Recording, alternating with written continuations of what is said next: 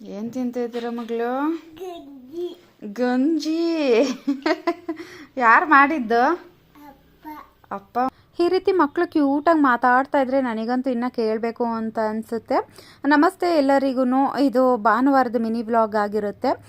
ನಮಗಂತೂ ಭಾನುವಾರ ಬಂತು ಅಂದ್ರೂ ಕೂಡ ನಮಗೆ ಕೆಲಸ ತಪ್ಪಿದ್ದಲ್ಲ. ಡೈಲಿ 24 ಅವರ್ಸು ಮಾಡ್ತಾನೆ ಇರಬೇಕು ಕೆಲಸ. ಹಾಗೆ ಇವತ್ತೂ ಕೂಡ ಕೆಲಸನೇ ತುಂಬಾ ಇದೆ. ಹಾಗಾಗಿ ಎಲ್ಲ ಕೆಲಸನೂ ಮುಗಿಸ್ಬಿಟ್ಟು ಇವಾಗ ಅಮ್ಮನ ಮನೆ ಹತ್ರ ಹೋದೆ. ಸ್ವಲ್ಪ ಹೊತ್ತು ಟೈಮ್ ಸ್ಪೆಂಡ್ ಮಾಡೋಣ ಅಂತ ಹೇಳ್ಬಿಟ್ಟು. ಆದರೆ ನಮ್ಮ ಅಮ್ಮನ ಮನೇಲಿ ಯಾರೂ ಇರಲಿಲ್ಲ.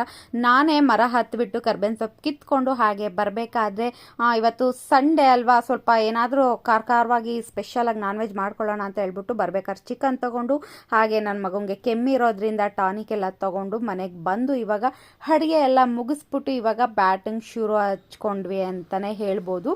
ಇವತ್ತಿನ ಭಾನುವಾರದ ಮಿನಿ ವ್ಲಾಗ್ ಇದಾಗಿರುತ್ತೆ. ಇಷ್ಟ ಆದರೆ ಲೈಕ್ ಮಾಡಿ.